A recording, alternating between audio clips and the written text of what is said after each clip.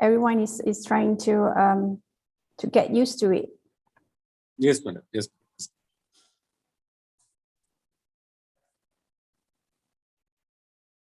30 years before I was there in KL. Oh, really? Oh, you For, came here before? Yes, madam. 30 years before, exactly. I About 2-3 see. years working. Okay. So for work or? Yes, madam. Yes. Oh, Yes. right. Okay. How long was you here last time? 2 years I was there. 2 years. Oh, that's quite some time. 2 So, years. any plans to come back here, like having another visit, probably? Definitely, madam. No, definitely. Now a lot of developments have happened there. So slowly, Dr. Kausalya is bringing a lot of resource persons like you. Um, uh, we are we are also requesting all our faculty members to have personal contact with professors like you there in foreign universities, so that our strength nuclear. We need to improve our international activities. Yes, That's yes, what actually. definitely. Yeah. There may be possibility, madam. Some of us will be visiting you Yes. the coming years. Well, we look forward to work with your institution as well, because we have been giving a few invited for some talk already. So which is a good start actually for everyone. Yes. Yeah. Yes, thank you, Susana ma'am. Thank you, JR sir. Vigneshwari ma'am, you can start the program. No problem. Yeah, Vigneshwari ma'am. Yes, yes, you can start, ma'am. VC ma'am. Yes, ma'am. We are safe not because of the absence of danger, but because of the presence of God. We are here today by the blessings of God. A very good afternoon to one and all present here. We invite everyone for this MGR COVID-19 program organized by Office of International Relations and Faculty of Education, Dr. MGR Educational and Research Institute. It's always the simple that produces the marvelous. To start up this marvelous session, I would like to invite Dr. Kausalya, Dean, Office of International Relations, to deliver the welcome address. Thank you, ma'am. Good afternoon. On behalf of Office of International Relations and Faculty of Education, it gives me an immense pleasure to propose the welcome address. Thanks to our dynamic and honorable President, sir, for his constant support, guidance, and generous funding, which plays a significant role in organizing all the international programs like seminars, workshops, faculty development programs, all the student and faculty exchanges all across the globe. We welcome our Vice Chancellor, Dr. S. Geeta Lakshmi ma'am, Provost Dr. G. Gopalakrishnan sir, Registrar Dr. C. B. Parnivelu sir, Joint Registrar Dr. V. Cyrilraj sir, and Dr. K. Geeta, Principal, Faculty of Education. We also welcome all the participants for making this event a grand success. Thank you, one and all. Thank you, ma'am, for your congenial welcome. We consider it great honor to introduce Dr. Geeta Lakshmi, Vice Chancellor, Dr. MGR Educational and Research Institute, a former Vice Chancellor, Tamil Nadu Government, the Dr. MGR Medical University, Guindy, Director of Medical Education, Government of Tamil Nadu, Dean of Stanley Medical College, MMC, KMC, and Director and Professor of Clinical Microbiology. She has 33 research publications, 9 papers published worldwide, 4 books, and 4 monographs.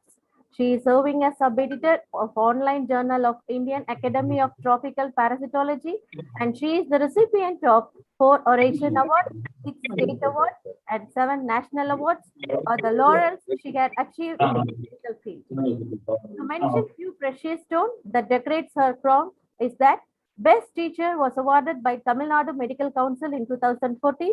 She was the key person in delivering healthcare materials to the people of Chennai during floods in 2015 and thus controlling the disease epidemic in the state.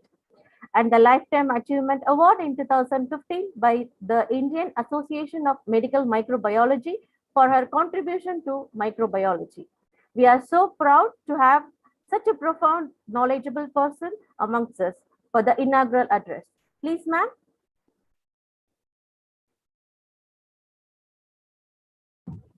Thank you for inviting me. I'm just jumping from after my lunch to Lalita Ambike Medical College. So I'm on the way. Thank you for inviting me. And I welcome Susana from the Malaysian University, who have accepted to deliver her webinar program on Cowinwin.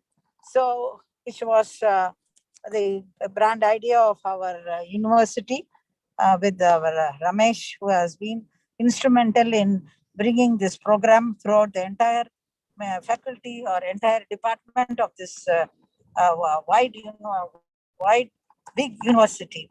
So, on behalf of the management, should thank our chairman A.C. Shanmugam, our president A.C.S. Arun Kumar, who have been very much helpful to the faculty and to the students to dissipate education for the people who want to be educated in around this area.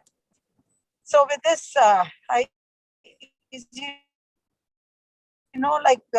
COVID had made its appearance last year, and where we were a little bit slack, and because of the lockdown, we had undergone what is the lockdown and what are psychological problems we had, and what happened to the education system, how would change the education, and also the economy.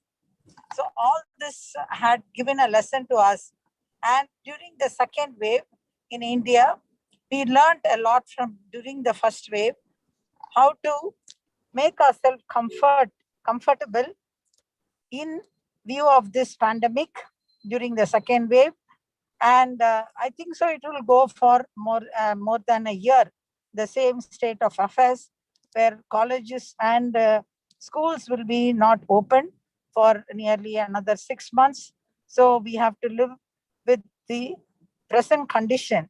So how to win and make ourselves comfortable in this situation is making alternate arrangements. That is the only possible way, making alternate arrangements and making mentally, psychologically comfortable to us and also to the society, and economically also. So because during this economical crisis and the problems existing in various institution, family, and what not to tell, we are just overcoming with different methods, I think so. And each one has developed a method to overcome all these obstacles. So we are leading a normal, so that we lead a normal life. So I think so we have to be safe for the forthcoming. Say they might come, and being safe, following distancing and wearing mask and vaccinating ourselves would definitely help us from overcoming the third wave, and we become normal in next year, within a matter of a year. So with these, I think so the infection rate would come down when we follow this. I think so we would make it possible with our own method, which we have adopted right now. And I think so today was a circular, like all have to be vaccinated in our university to come for our, whatever duty we have to be done in the university. So thank you one and all for inviting me for this great program for the Faculty of Education and International Affairs. Thank you. Thank you, madam. Thank you for your presence. Thank you, madam, for your inspirational and encouraging message. The roots of all goodness lie in the soil of appreciation. To felicitate the gathering with thought-provoking words, we are pleased to welcome Dr. Cyrilraj, Joint Registrar, Academic and Administration. Please, sir. Good afternoon, sir. Welcome, sir. Thanks, madam. So with a sincere note of thanks to the resource person, Dr. Susana, for accepting our invite. I would like to thank our Founder Chancellor, Dr. A.C. Shanmugam sir, and then Dr. Arun Kumar sir, our president, for creating such a wonderful ambience for these sort of programs to happen. Dear participants, this 2 year we have learned a lot of new things. At the same time, we came across with a lot of difficulties also. So when each one of us, we have got our own difficulty, as already spoken by our beloved Vice Chancellor Madam. Various issues are problematic to us. But I want to stress upon nuclear one important thing now.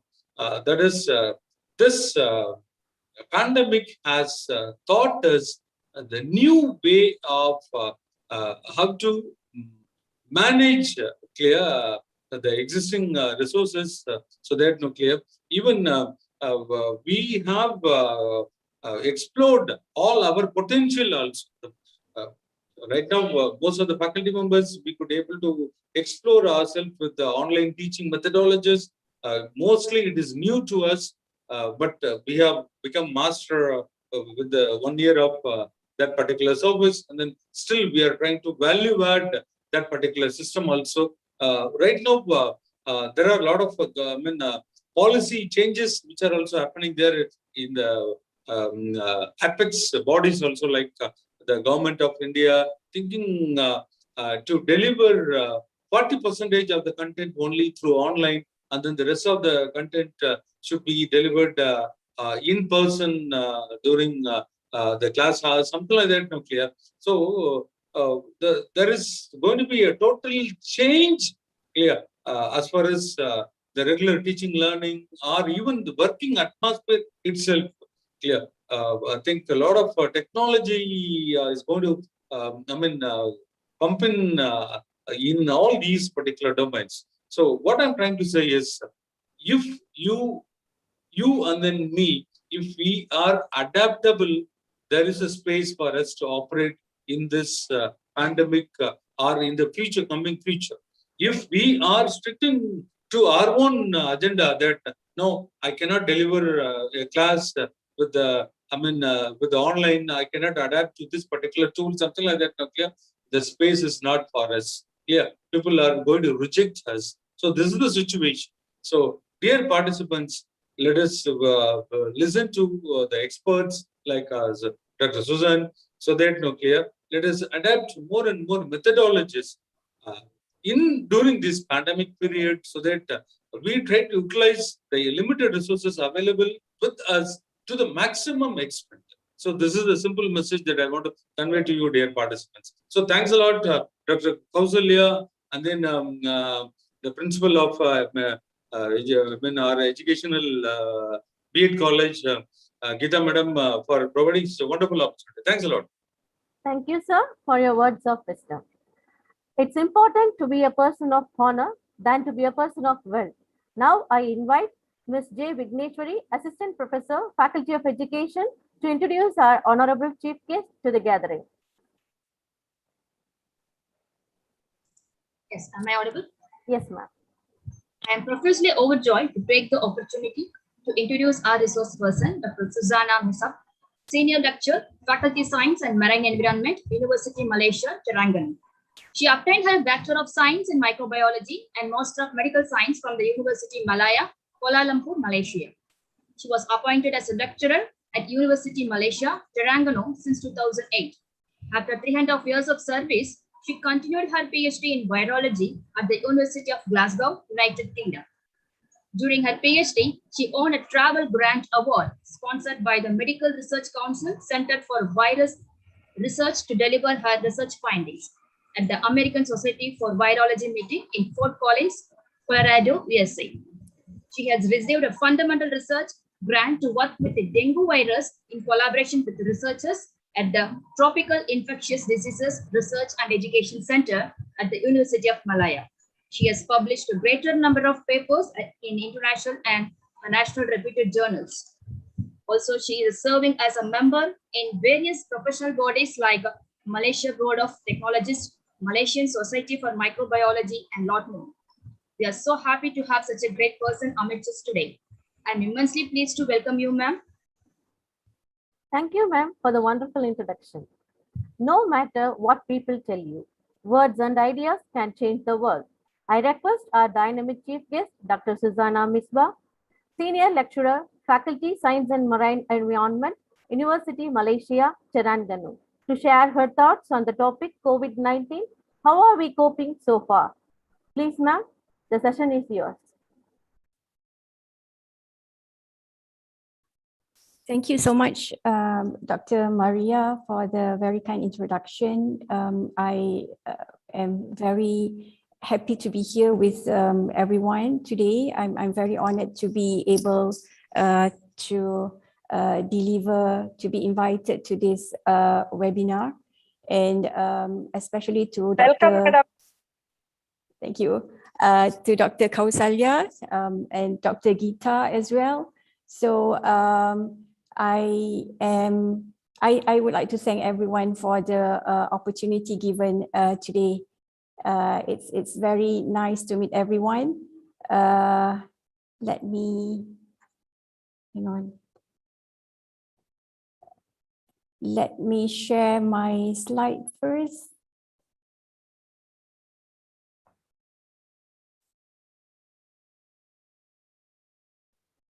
Okay. I hope everyone can see the slide. Yes, ma'am, it's visible. All right. Okay, thanks. Okay, so good afternoon, everyone. So I would like to basically to share with you guys on this topic. So what I'm focusing on today is basically to share with you about the current scenarios that we are facing of COVID-19 in Malaysia. And perhaps I would be able to share with you several efforts run by Malaysians in order to combat COVID-19 in Malaysia. So, right, so before I move on, so when we talk about COVID-19, we know that's not the first pandemic that the world face, right? Because previously the world has actually witnessed throughout human history, there have been a number of pandemics before. And for example, the most fatal pandemic recorded in history was the Black Death, which is also known as the plague during the 14th centuries. And the disease has actually spread from Asia to Europe, which actually kills like millions of people during that time. And this was actually caused by infected bites from infected fleas from bacteria Yersinia pestis.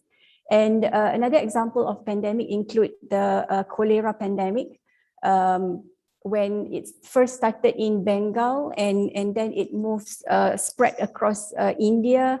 During that time, it kills like thousands of Indians as well as British troops during that time. And the disease has actually extended to China, Indonesia, as well as Europe. And those kills like pandemics actually kills like millions of people during that time. And it was actually caused by contaminated food and as well as water caused by bacterial Vibrio cholerae. And another example that was like the mostly deadly was the Spanish flu, and this was caused by infection with influenza A virus. And this pandemic was also known as influenza pandemic, which caused like hundreds of million deaths during that time. And the current one that we are facing now is COVID-19, and we know that it is caused by SARS coronavirus 2, which was actually first reported in 2019. And if you look at the timeline of COVID-19 outbreak, back then in end of 2019. The World Health Organization, or WHO, has actually issued an alert on the emergence of a pneumonia case in Wuhan, China. And short after that, the genome sequence of the virus has been isolated. and it has been released to the public as well as the scientists, and this has actually facilitate research on the virus itself. And end of January 2020, and we could see that the pandemic the disease has been spread like all over the world. And this was when the WHO declared the outbreak as a public health emergency of international concern. And we know that this is actually the highest level of alarm under international law. And short after that, in February 11th, WHO has actually identified this virus, and it was named the SARS, Severe Acute Respiratory Syndrome, or SARS coronavirus 2, which actually has closely related with the previous coronavirus outbreak back there in 2003. And the disease has been called COVID-19. So, and in a month, there has been like more widespread of the disease, and until WHO actually declared that the disease is actually declared as a pandemic, so which is a very, very serious thing in the world, right? And so since the last announcement of pandemic until now, it's already like more than a year now, and we see cases like coming up all the time. If you could see, this was updated yesterday, June 23rd. And if you can see the dark region are actually countries which has cases more than 5 million. And till yesterday, the confirmed cases of COVID-19 actually goes up to more than 178 million cases, and almost like 4 million cases of death. And this was a really, really very serious matter in terms of pandemic, right?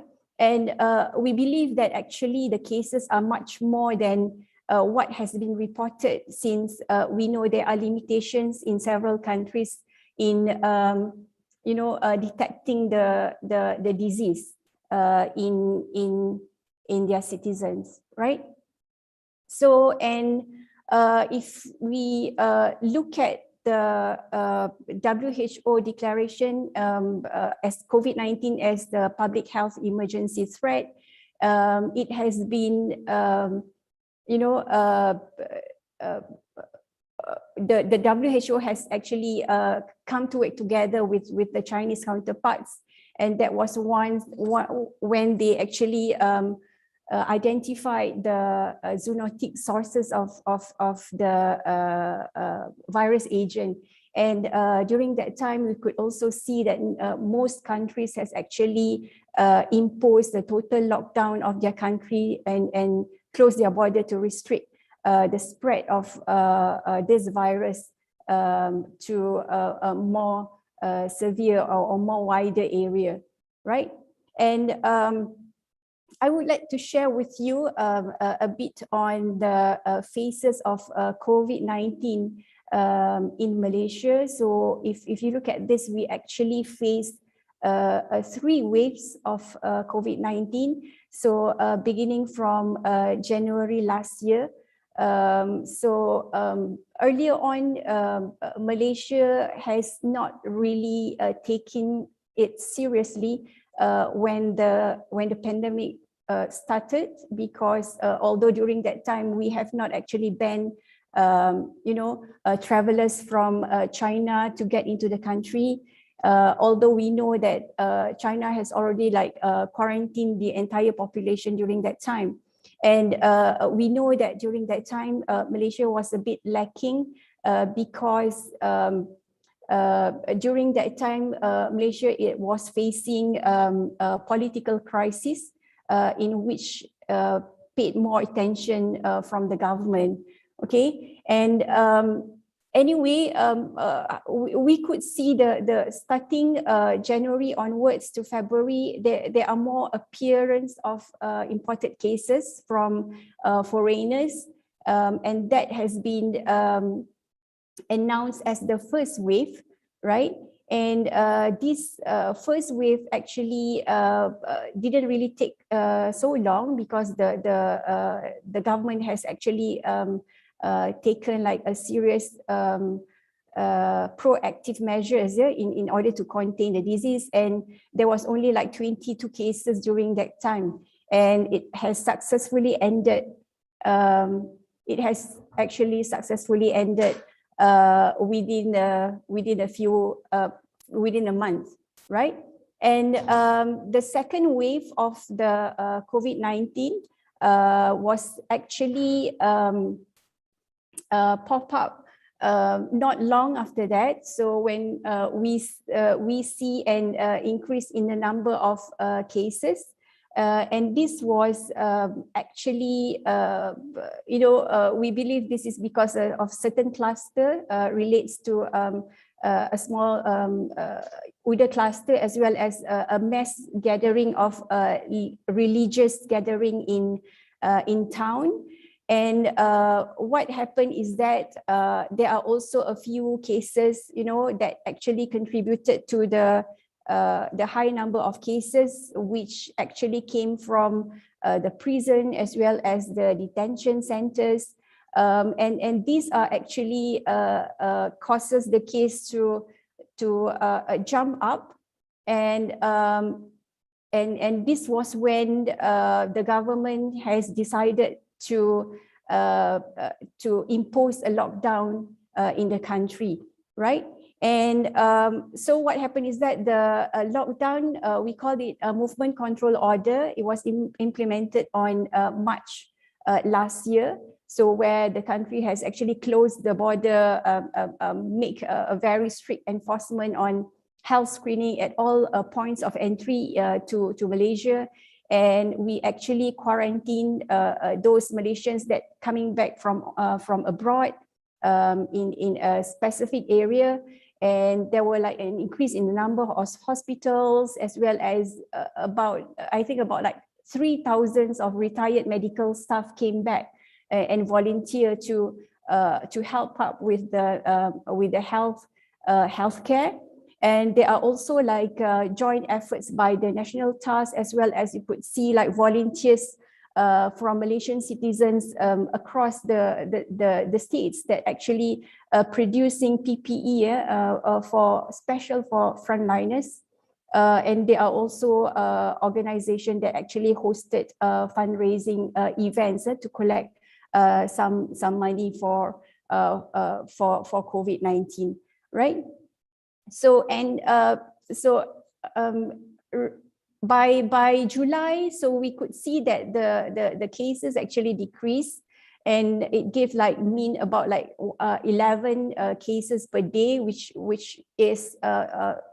can be controlled until we saw another wave came in. So that was actually in September, and this was quite much tougher compared to the previous two outbreaks, previous two waves. And this was actually began in September 2020. And we think that possible factors that producing this third wave is actually because of the election in Sabah. That's one of a state in Malaysia.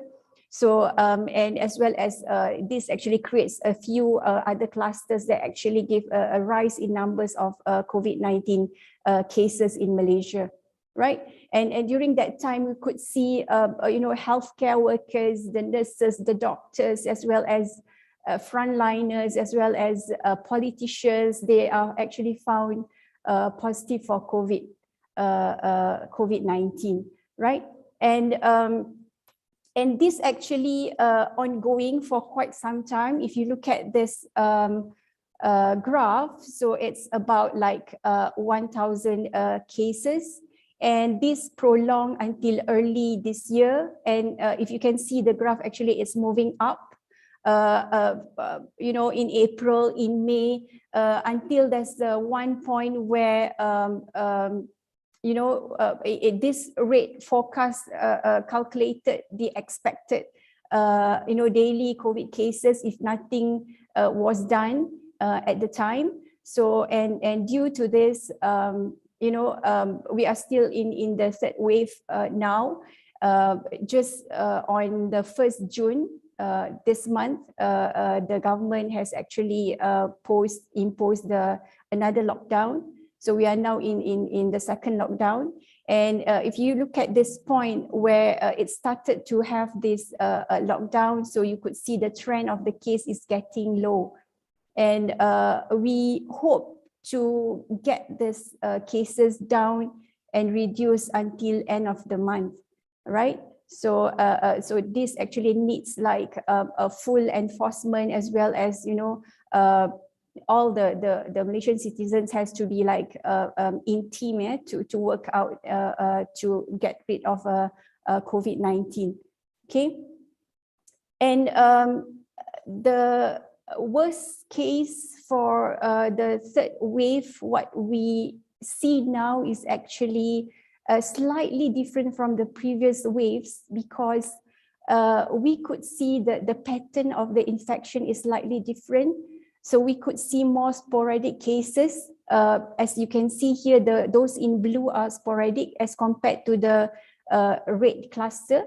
So these sporadic cases are actually not linked to any of the clusters that we know, right? So this is quite an alarming sound, and these are actually focused in a very high density area. Okay, and most patients that came to the hospital, we could see, we are not sure whether these are actually caused by more asymptomatic individuals, which actually positive COVID, but they didn't know, so they walk around and they actually transmit the virus to other susceptible people. And within this third wave as well, we could see more death in younger patients. For example, we saw like 3 deaths in children below 5 years old. Last year, throughout the year, 3 children. However, for this third wave, we could see 3 children positive for COVID-19 just in the first 5 months of 2021 this year. So this is very worrying trend. And we know that COVID-19 patient has been categorized now, and there are like 5 stages, and the most severe ones fall within the category 4 and 5. And what we see here now within the third wave of COVID-19, most of the patients come with hypoxia. So we know hypoxia is a serious condition where patient would have a low level of oxygen, and so this actually is the patient actually do not have problem in breathing. Okay, they don't even realize that they have this condition, but once they realize the situation is already severe, and it might be like too late for them already. Okay, and this is hypoxia is caused by a decrease in oxygenation in the body tissues, right? And so in long term, it can actually cause damage to the organs such as the brain, the heart, right? And it will cause like multiple organ failure, right? And it was quite worrying to see like 35% of increase in this stage 4 and 5 patients that came in during this third wave with hypoxia, right? And another worrying trend is that we see a high number of cases of patients came in in which we categorize as cases as brought in death.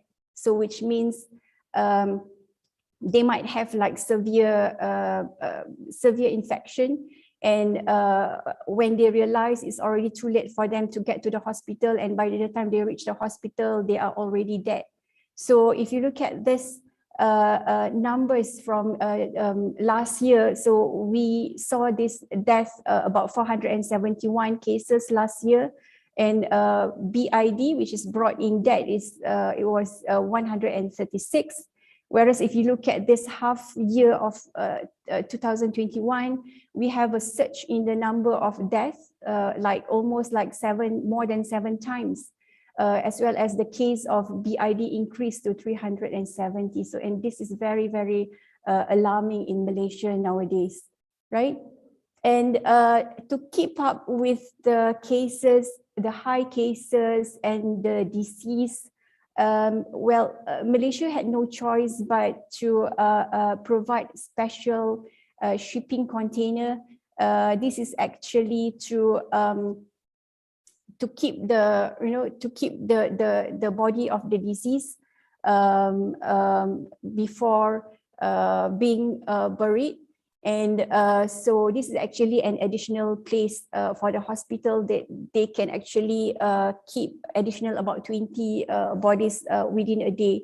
So, and what we see here with the third wave that we are facing, it could be like attributed by several factors, which could be due to the virus itself, it could be due to the patient itself, as well as it could be due to the environment, the situation of the politics, as well as the social, right?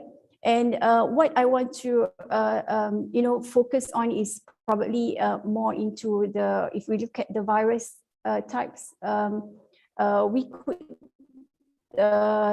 think that the conditions of a patient, it deteriorates very fast, could be because of the introduction of a new variants of the SARS-CoV-2 being introduced to Malaysia. And it was believed that these variants actually cause perhaps slightly different signs of and symptoms of infection. So which means patients do not actually recognize them as being due to COVID-19, right? And they don't actually feel ill, and without knowing that they are actually contagious and giving a risk to other people, right? So this is quite serious, and if we look at WHO has actually categorized variants in globally, because variants of SARS-CoV-2 has been identified in other places as well. And so the variant has been categorized into 2 categories. So the first one is the variants of concern. I'm pretty sure like all of you might know this, VOC. So this is much important variants, because they actually can cause a massive kind of a big impact to the global rather than local, right? And variants of interest, or VOI, is much mild, right? It has less impact compared to the VOC.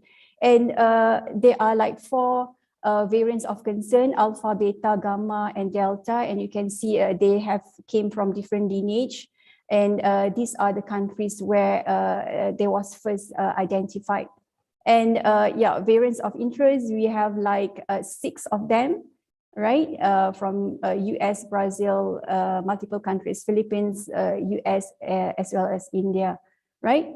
So if we look at in Malaysia, and we correlate with the variants that we have, so we actually identified that we have 3 VOCs, alpha, beta, and delta, and most of them are actually contributed by the beta strain, right? So from South Africa.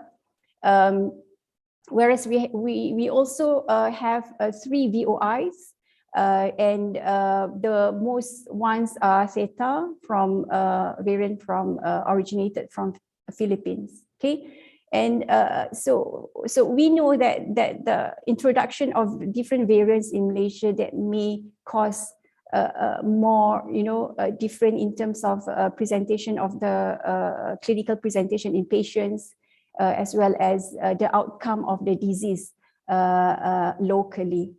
Okay,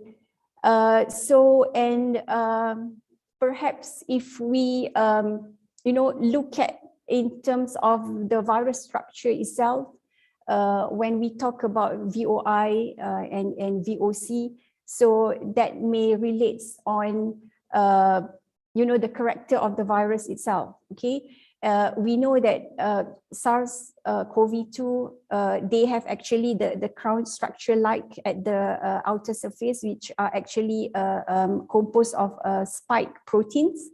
And these spike proteins are very, very important because that are the ones that actually identifies the receptor on the cell surface. So once the virus needs to establish an infection, so they need to get into the cell.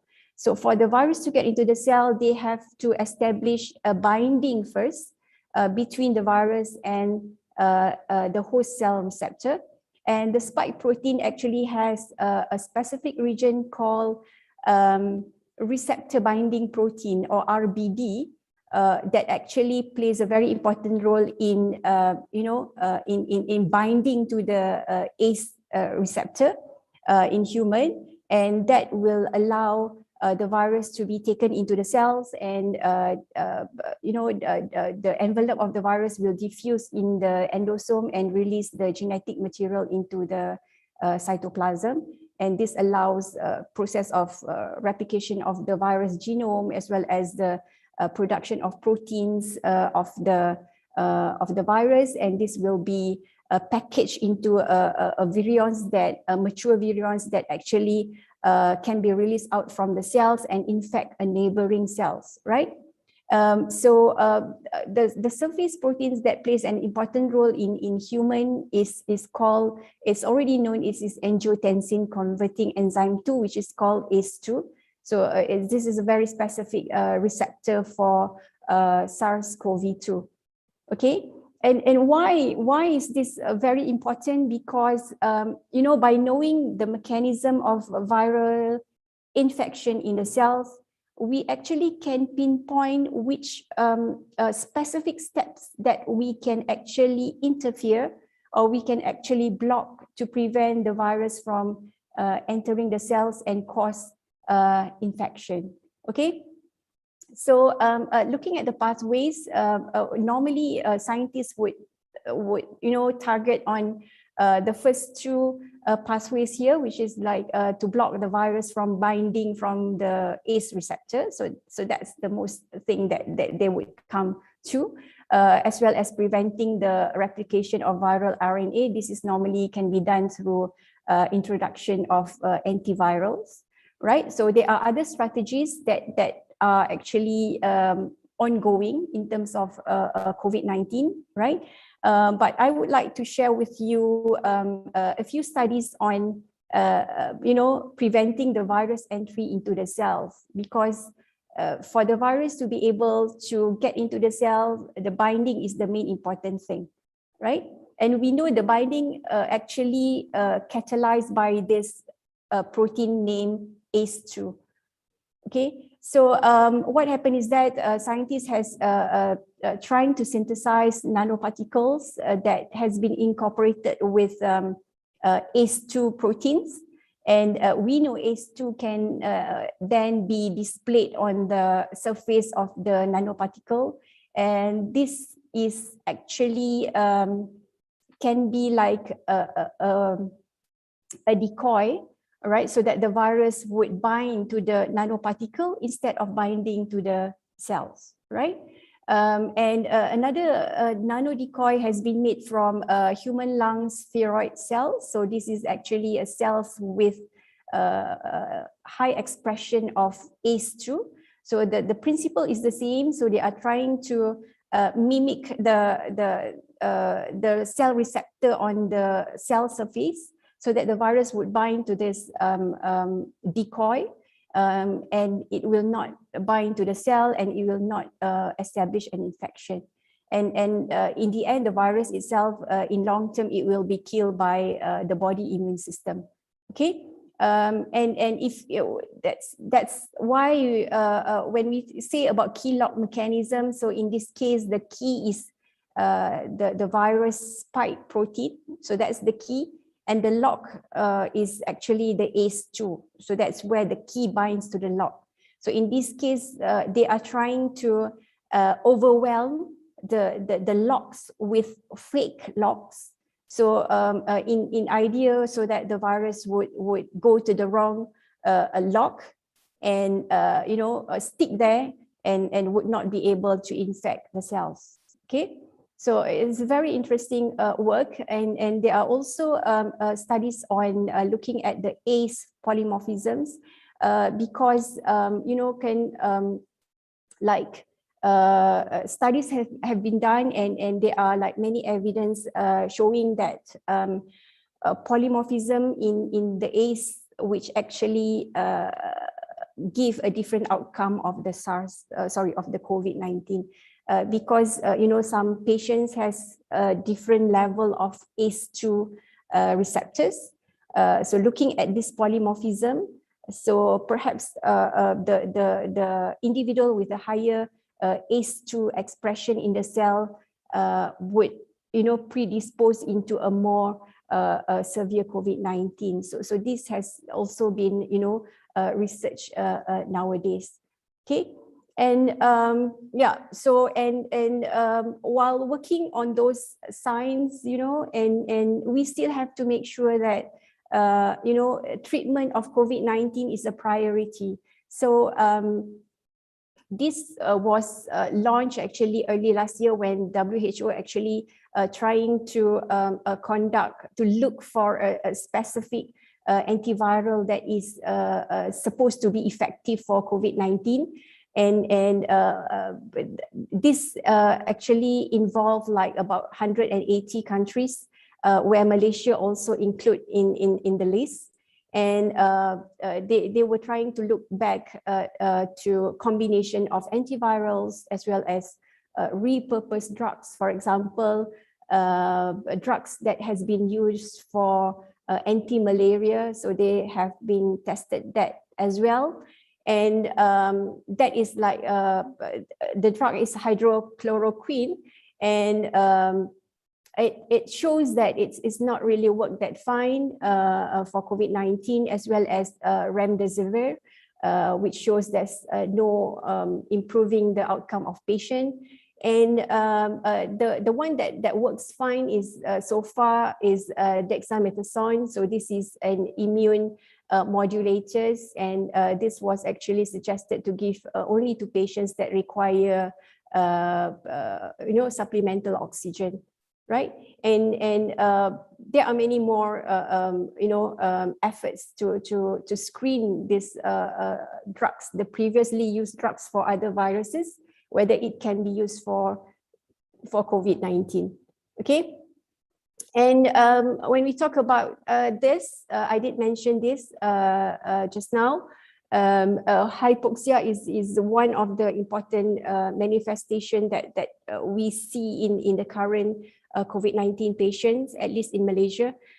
We know that the underlying mechanism is still not understood, and we see like patients, 40% of the patients have hypoxia. There are ongoing research trying to look at whether COVID-19 actually impacts the RBC, red blood cells production, and factors associated with hypoxia has been shown could be due to the overexpression of this ACE2 receptor, so which actually cause viral infection to become more able to attack the cells. And this actually leads to a more immune system getting into, activated, which is called like cytokine storm. And this actually can increase the damage of cells, right? So, and this requires more, research in terms of hypoxia in patients, right? And we will see, I don't know, perhaps in the future, there would be like local outbreak turns into pandemic. Yes, there would be, because we know that, globalization is something that is very usual now. You can be in one side of the world, and in another few hours you would be at the end of the world. So, I mean, disease can be spread eventually when we travel. The more better the transport system, so the more easier for the virus or for the infectious agent to be spread out. And we also see like urbanization. There's an increase in that. So people living in a more urbanized world with with facilities, and perhaps we look at it's more crowded, and for some area there might not be a satisfactory sanitation. So that can actually increase in outbreaks as well. And increase in human-animal contact that leads to zoonosis. Originally COVID-19 was thought to be a zoonosis because there is like a more frequent encounter of human with the animals. When you go to a certain area that animals, the wildlife have not encountered human, as well as if you see you encroach into a new area where last time it was forest and now deforestation occurs. So all these are actually facilitate human and animal contact, so which actually can produce a zoonosis. And as well as some countries also has public health infrastructure that is not that satisfactory. And and they are also you have a good public health care, but you have lack of healthcare workers to do all this treatment. As well as climate change, we know that is also a factor, especially in like mosquito-borne diseases. So this can actually lead to a future pandemic. And what we need now is actually a good surveillance system, global networks in between labs. We need like trained workforce, as well as emergency system that actually can respond very fast to any local outbreak. Okay.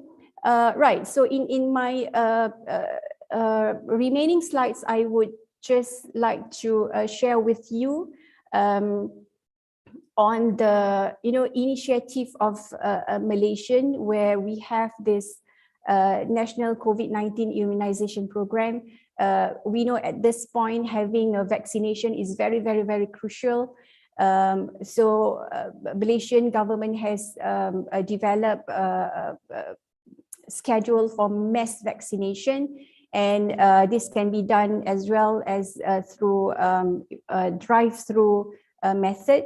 And the government has actually provided like a large stadiums as well as a big building to accommodate this immunization.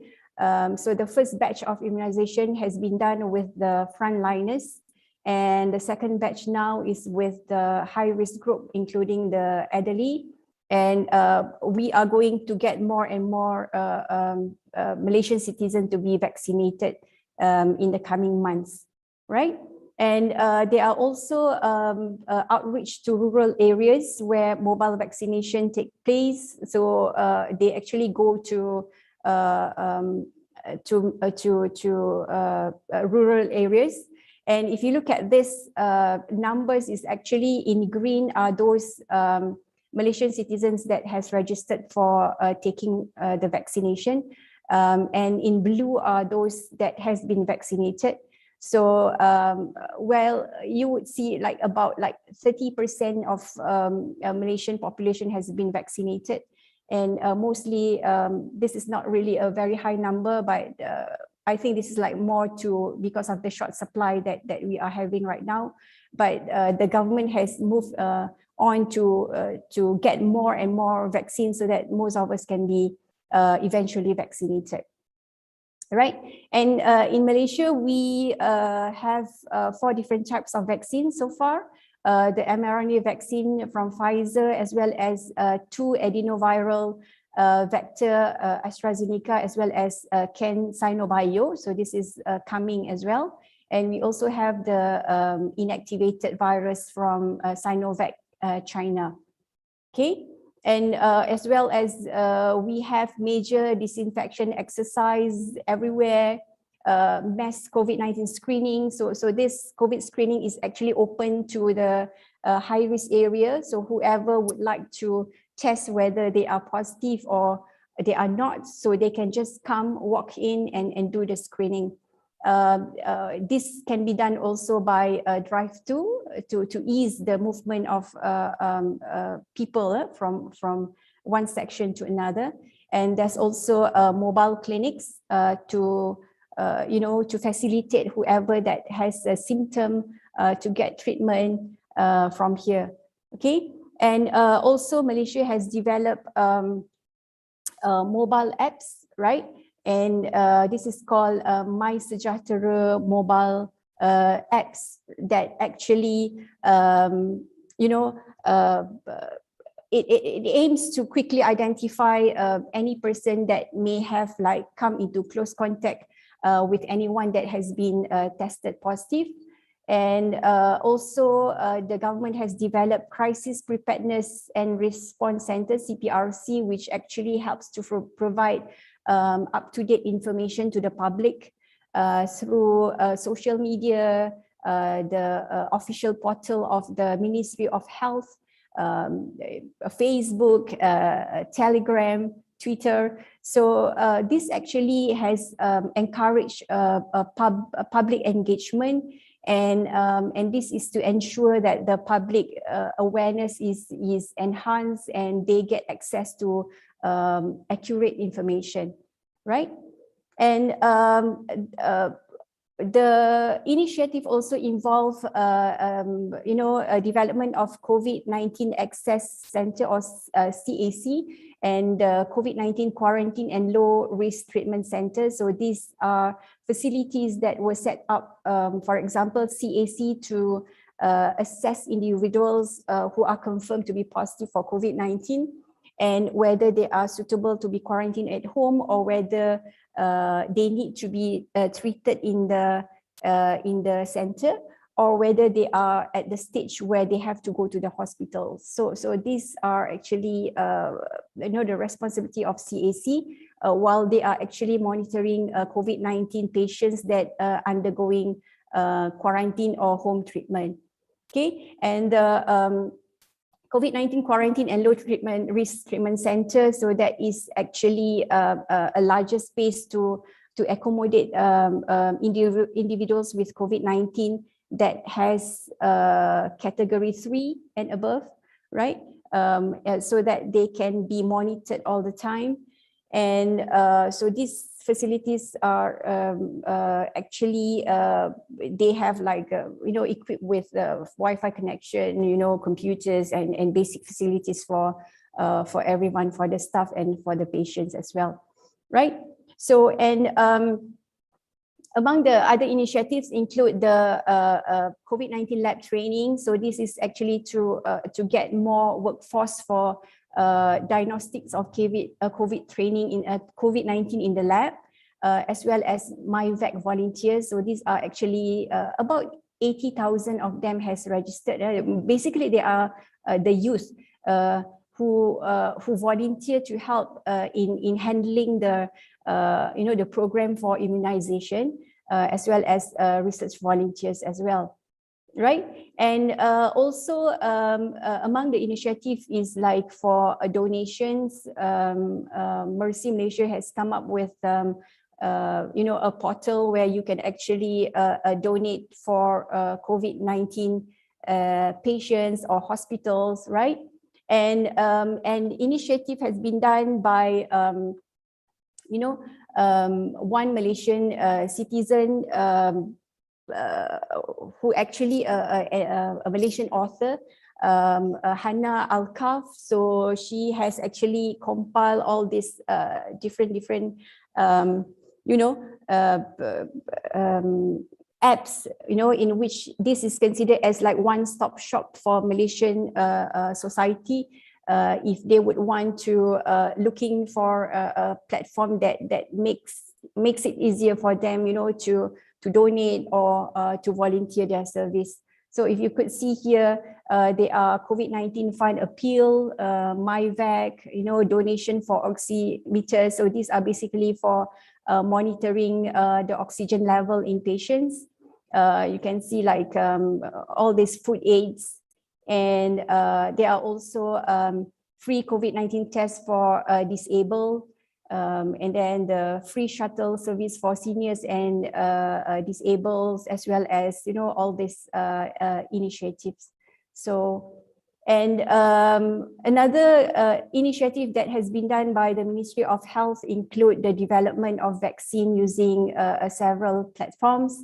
And the first one that has been done nowadays, it just being announced 2 days ago by the health minister, the development of COVID-19 mRNA vaccine by researchers from the Institute of Medical Research, Malaysia. Okay, so so we need to know what is our role as a citizen, as well as, for you guys, you have your own role as well to serve the country. We have to make sure we stay alert with all the clinical symptoms that we might have, right? And we have to adapt to the new normal. So now everyone knows about new normal. So we know about the do's and the don'ts. You have to wash your hands, you have to wear masks, you have to, use a good ethic when you sneeze, right? And you need to avoid the 3 C's, which is crowded places, confined spaces, as well as closed conversation. So social physical distancing is very, very important. Okay, and a little bit more on how you you wear your mask properly. I've seen people just cover their their mouth, and some of them just cover the bottom of the chin, which don't really help in terms of protecting themselves, right? So we have to make sure we cover on top of the nose and until underneath the chin. So wear the mask properly. And that this is what has been suggested by CDC expert Dr. Anthony, where he encouraged us to now wear double masks. So you have the medical layer beneath, and the top one you have the cloth mask as a second barrier to make sure the mask is firm. Okay, and we are now very used to online shopping. I'm pretty sure of that. So we have kids that are doing teaching and learning, at home. We deliver now. Food can be delivered right in front of our desk, our front door. Okay, and we can play chess with international participants as well. And we can actually go to the zoo virtually. So these are very, very interesting things that where we have to adapt to this new normal. Okay, and we have to bear in mind that the virus might stay with us. I don't know, for another month or another year. Or forever, we don't know. But we have to learn to live with the virus from now, right? So we have to adapt and we have to adjust to change, right? We have to be updated. We have to know all the facts related to COVID-19, and the most important thing, we have to get vaccinated. right? And we have this hashtag kita jaga kita. So that means that we take care of us. We protect ourselves and we protect others as well. Okay, right. So I think my time is already up. The last slide I would like to share with you a message from our frontliners. So we're very dedicated frontliners in Malaysia. So they want us to stay at home and they stay at work for us. All right. So with that, I thank you everyone for listening to the end of the talk, and I would be happy to take any question if you have. Thank you. Thank you, ma'am. The future is built on the flow of new ideas. Thank you so much, ma'am, for sharing your valuable thoughts with us. You're Dear welcome. participants, now it's your time to host your question to the chief guest. I will read the audience questions to you, ma'am. Yep, sure. Thank you. I'm audible. Yes. This question is from Dr. Suman Leta. How will the vaccination prevent or have impact on this new mutated Delta virus? All right. Okay, thanks for the question. I think this question is very important question. But to be honest, at this moment, we don't really have a sufficient data to show how effective is the vaccines against the variants, because we know that the current vaccines are actually developed based on the dominant vaccines that we have, like in UK that they have in the country. So basis of the vaccines are based on the local strain of virus, and we don't really know how if that antibody produced from this vaccination actually cross-react and can protect infection with other variants. We don't have the data at this moment. I'm sorry. Yep. Yes, ma'am. Next question is from Ms. Pavitra. How can the virus get mutated even though the external factors remain the same? Sorry, I don't get the question. How come the virus gets mutated even though the external factors remain the same? Right.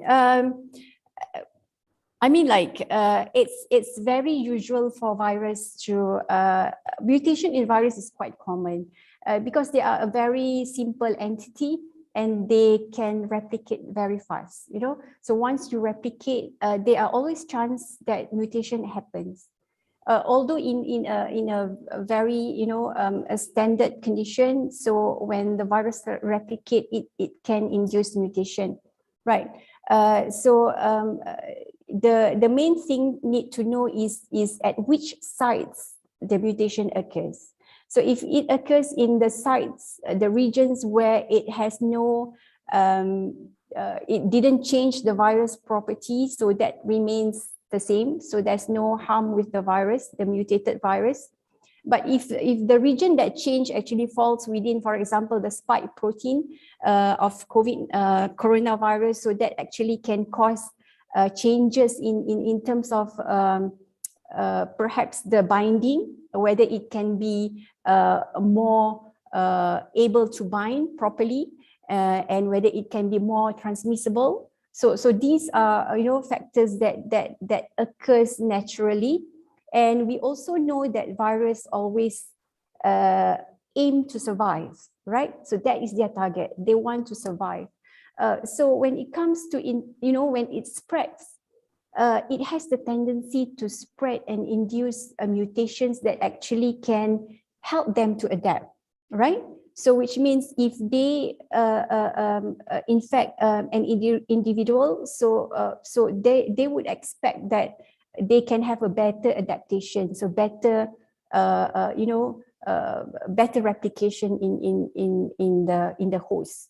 So with this is sometimes it has to do with with natural, the virus naturally mutate, but at which portion that it mutate, but at the same time the virus wants to survive, and it would want to get benefit from the mutation, so it will make it more adaptable to them as a virus.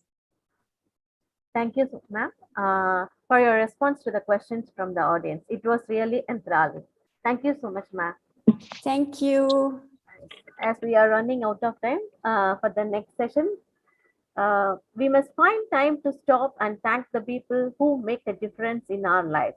I would like to invite Dr. K. Geeta, Principal, Faculty of Education, Dr. MGR Educational and Research Institute, to render the vote of thanks. Ma'am, please. Thank you, Maria. I'm audible? Yes, ma'am. Yes. First, we thank the Almighty for the grand success of this MGR COVID-19. Cowinwin, 21 days, 33 departments and 41 events to win COVID. Our hearty thanks and gratitude to our Honorable Founder Chancellor, A.C. Shanmugam, and Engineer A.C.S. Arun Kumar, President of Dr. MGR Educational and Research Institute, Chennai, permitting us to conduct such a useful international webinar to bring awareness to the society globally to face the challenges of COVID-19. Our sincere thanks to today's speaker, Dr. Susana Mishra, Senior Lecturer, Faculty Science and Marine Environment, University of Malaysia, Jakarta,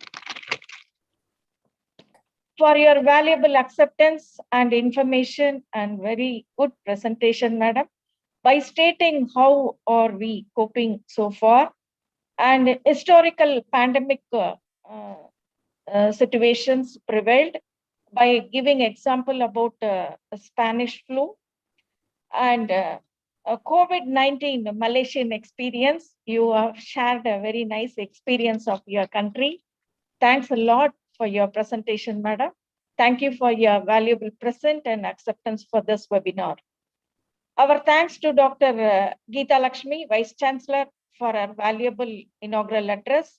We thank Dr. Cyrilraj, Joint Registrar, Academic for his informative keynote address. Our heartfelt thanks to all the participants from the various universities and colleges globally, students, faculties, academicians, and teacher educators for your interest towards participation and spending your valuable time with us in this evening. This knowledge sharing forum, this success is because of you all participants. So thanks for all the participants. My sincere thanks to Dr. C.B. Palnivelu, Registrar, for his valuable and timely support for all the academic and administrative related routine works and the department events. Thanks to all the executives and teaching and non-teaching and technical staff, faculty members of Dr. MGR Educational Research Institute, Chennai, for your encouragement and support towards all the endeavor. My thanks to Dr. Kausalya, Dean, Office of International Relations, for this wonderful collaborative work along with Faculty of Education and her interest to join with us for this effort, teamwork effort. Thanks to Dr. L. Ramesh, Dean, EPA, for his efforts and interest to conduct this 21 days program to provide opportunity for all the departments from Dr. MGR Educational Research Institute, Chennai. Thank you all. Thank you very much for to Mr. Janaki Raman and Mrs. Vigneshwari for coordinating this event. And we have one more session also for your tireless work with us for all these days. Thanks to all the faculty members from both the departments of Office of International Relations and Faculty of Education for your support. Thanks to one and all. Thank you, ma'am. Thank you, ma'am, for your gratitudinal note. Dear participants, kindly fill the feedback link that has been shared in the chat box. Kindly stay in same link for the next session at 4 p.m. Thank you so much, everyone. Thank you so much. Thank you, madam. Thank you. Thank you. I Wonderful thank presentation. Dr. MGR Educational and Research Institute, Dr. Geeta, Dr. Suganti, Dr. Kausala, so and your Vice Chancellor as well. I sorry I didn't really get the name, but this was a really good effort. That serious. This is a really good effort from your institution with regard to COVID-19 awareness. Thank you so much. Thank you so much, ma'am. Thank you All so much, right. ma'am. We had a good time. Thank you. Okay. Bye. Stay safe, everyone. Thank you, ma'am. Kaushalya, ma'am, are you there?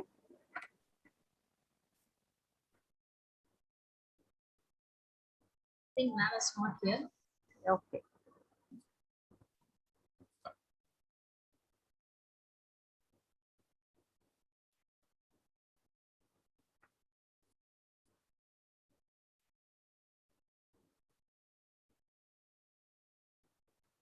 Vigneshwari, ma'am, now you take over the session.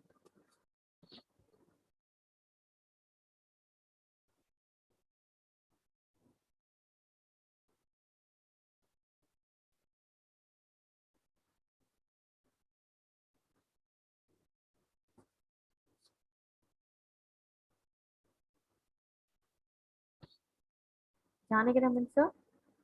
Ma'am, yes, ma'am, yes, ma'am. Please tell me, ma'am. சொல்லுங்க ma'am. Sir, participants are asking for the session 1 feedback link, sir. Ma'am அதுல chat பாக்ஸ்ல இருக்கல ma'am. Ma'am, they have already posted, ma'am. They have already posted, ma'am. Okay, someone is asking for first session. Okay, okay. ம். Thank you so much, madam. Thank you, madam. I was in the YouTube link, madam.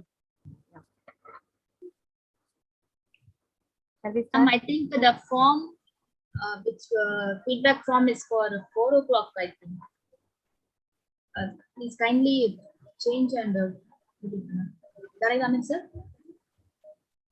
It's for 4 Let p.m. me check, ma'am. Let me check. Yeah.